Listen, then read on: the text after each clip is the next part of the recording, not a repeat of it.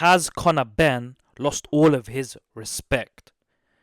Because obviously, if you don't know, guys, it was breaking news last night that Conor Benn, not last night, it was yesterday, sorry, that Conor Benn has actually signed with Zuffa something boxing. Um, it's where like Dana White is a stakeholder, Turkey Al Sheikh, and a few others, but they're the two main ones that I know of. And if you don't know, obviously Eddie Hearn, he doesn't have beef with Turkey, but I think he's got like a few problems with Dana. I'm not too sure. But obviously Conor Benn, people are saying betrayed him basically because he's gone and signed for Zuffa boxing, sorry. And Chris Eubank Jr. has been taking a piss out of him. You get me, saying, bringing up clips of the past, how Conor Benn's acting, saying he's gonna be loyal to Eddie Hearn for good and that.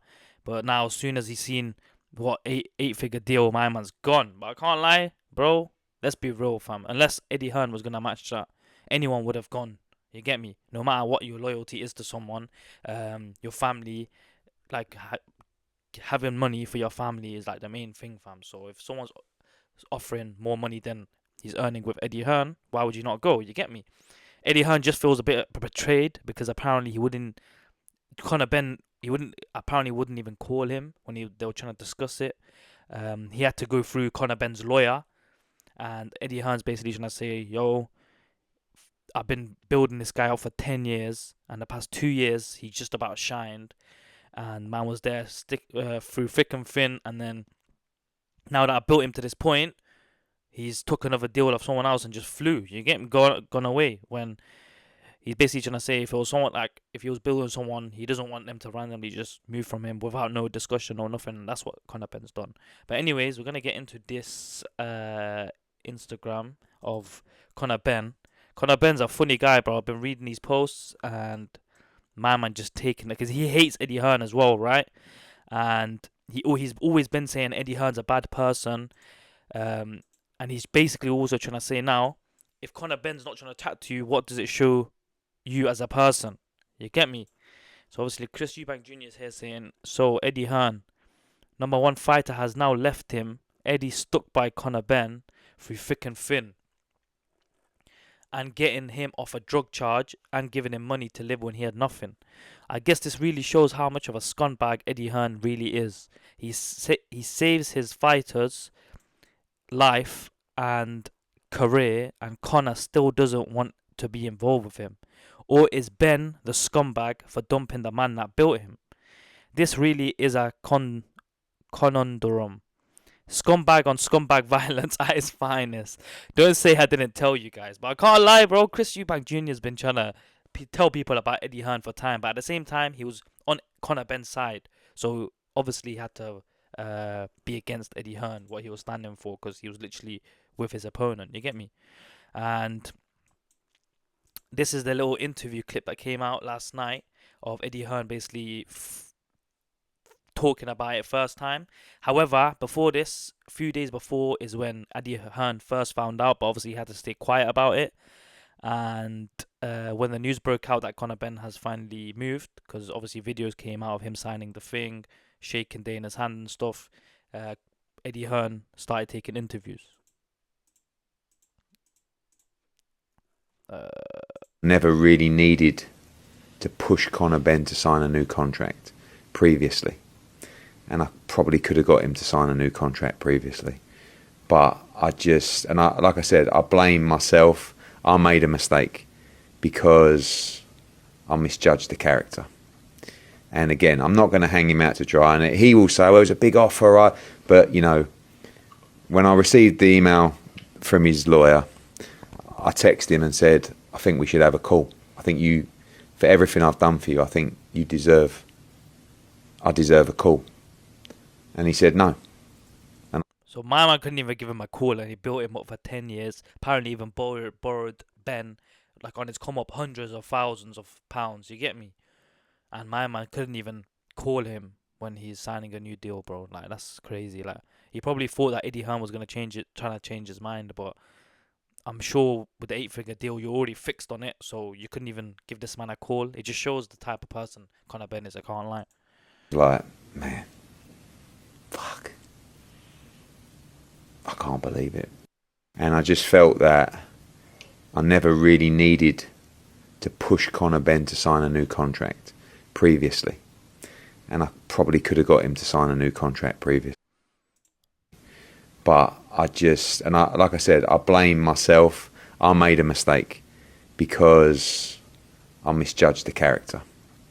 And again, I'm not going to hang him out to dry. And Obviously, I just repeated it just to see what he's gonna, just to see if I made sure I went over everything. But look, this is what Chris Eubank Jr. said. Obviously, he's the one who posted this clip from the interview. Wow, at Eddie Hearn, you saved this man's life and his career, and he still wouldn't give you a phone call. I knew you were a piece of shit, but Conor must have seen you do some really bad things to not even allow you one call. And Conor, for whatever reason, you stabbed this idiot in the back. He's an idiot for thinking he can trust you. Just know what goes around always comes back around. You will get yours too. Obviously, if you don't know, Chris Eubank Jr. won the first fight. Conor Benn won the second fight. And to me, I don't know. I think just boxing is a bit rigged because they're basically rinsing it out, getting a trilogy out of it. And look how much money they're basically making money at that. You get me? He signed a new deal, and then when he fights Chris Eubank Jr., he's gonna have another fight card going there for him as well. But yeah, man. It just shows the type of person Conor Benn is. I can't lie. If I'm not even giving your Eddie Hearn a phone call after 10 years, after what he done for you, like, give me any good human being with a good heart would have at least gave him a phone call, but he didn't even give him that. This is an interview a few years back, I'm pretty sure, and this is him talking about loyalty and talking about how he would never ever do Eddie or Matchroom boxing wrong. Eddie to the zone to Matchroom. You can't teach that. You know, I'm grateful for the way they've stuck by me throughout this. I'm grateful for the way they've supported me, and I know where my bread's buttered. You know, I'm well looked after at the zone, well looked after at Matchroom. What, get paid double elsewhere? I mean, if that can even happen, get paid double elsewhere. My loyalty would still stand with Matchroom. You know, I've literally extended my contract. You know. See, he just went against exactly what you just said, being a hypocrite. He just said, "Oh, okay, if I get paid double elsewhere, I'll still stay loyal." And bro, you got hit with basically a double deal, and he took it straight. So people go, "Oh, why would you do that? Why did you do that? You know, this is there and that's there and that's there. The grass is never greener." You know, what matters to me is the way they've stuck by me. Eddie taking a beating for the past year, his own match, and taking a beating, you know, as much as I have as well on social. So, you know, I look at that and I go, Joe, someone who can fight my corner, when really they didn't have to. You know, loyalty goes so far with me. You know, my loyalty to Eddie, to Matchroom. See, as you can see, he's talking about loyalty, and in the end, he wasn't loyal at all. Let's just see his stories. Okay, just that. But now we're gonna get into Eddie Hearn's interview, like a little interview he did today with someone. It's just a clip from this, the Stomping Ground. He's like a famous interviewer, like just puts the mics in like famous people's faces, I guess, isn't it? Like boxers and that. But yeah, this was this morning. Turkey will tell you, I'm going to fuck you. Do you know what I mean? And I will say to him, I'm going to fuck you too. Everyone's different. Look at Johnny Fisher. Johnny Fisher went to the Netflix presser. They come up to him and had a conversation with him. The first thing he done was phone me and tell him you got to speak to Eddie Hearn. That's why when you ask... I think Eddie Hearn has a bit of an ego as well. He just hurt that, oh, my man moved on the way he moved on. But I think Eddie Hearn wouldn't have wanted him to move on at all.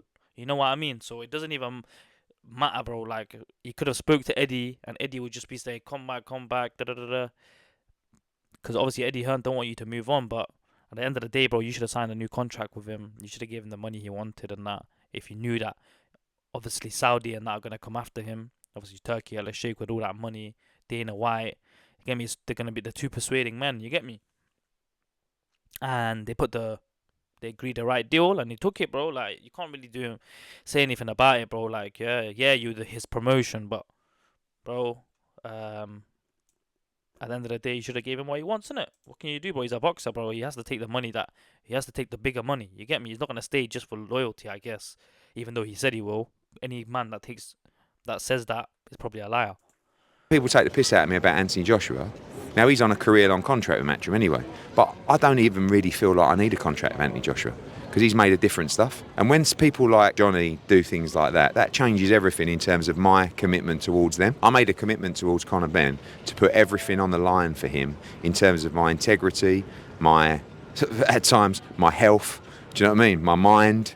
To go in and argue with Simon Jordan for a year on TalkSport, to argue with the British Boxing Board of Control, to argue with the whole of social media, to argue with every journalist in the game, to repeatedly stand by him, and that's what hurts the most, you know. But sometimes you forget who you are and you forget what life really is, and you think that actually what you've in Conor's mind, he's done absolutely nothing wrong. It's just the world, and he's a young man in this crazy world, and sometimes you're going in and you're dropping 50 bags in Louis Vuitton like it's a packet of Haribos, and your head's gone. Do you know what I mean? He just violating him now. You get me? Just trying to take the piss out of him. He knows what's done is done now. You can't turn it back.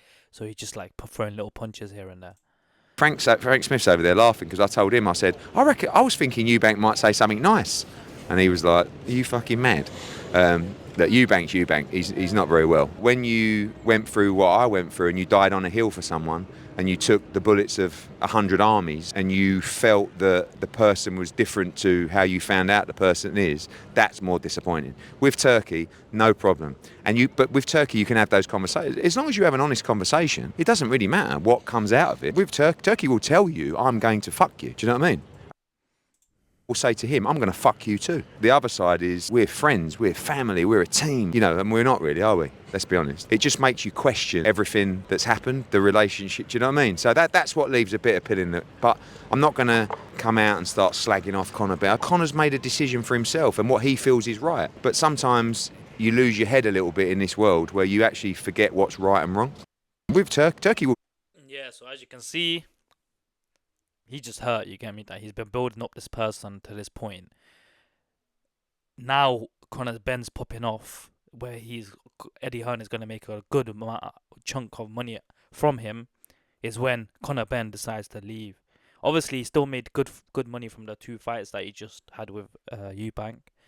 However, there was way more coming. You know, get me? He's in his prime, bro. So right now, even that 8-figure deal, I think is about 15 million. Even that is a bit too less for him, in my opinion, but it's definitely more than apparently Eddie Hearn was giving him, you get me? So yeah, man, guys, what do you think in the comments below? Do you think everyone has lost respect for Conor Benn? In my opinion, it's like a 50-50 split. People are gonna say yes, and then the other 50 people will say they would have took the money, you get me? Who cares about Eddie Hearn at the end of the day? But if you went Eddie Hearn's shoes and you built this guy for 10 years and the guy acted bare loyal to you just for the fights that you're going to give him, the money and that, it just feels betrayed in that, and I get his point of view. But yeah, man, guys, it's been your boy PP24s, and I'll see you in the next video, man. Peace.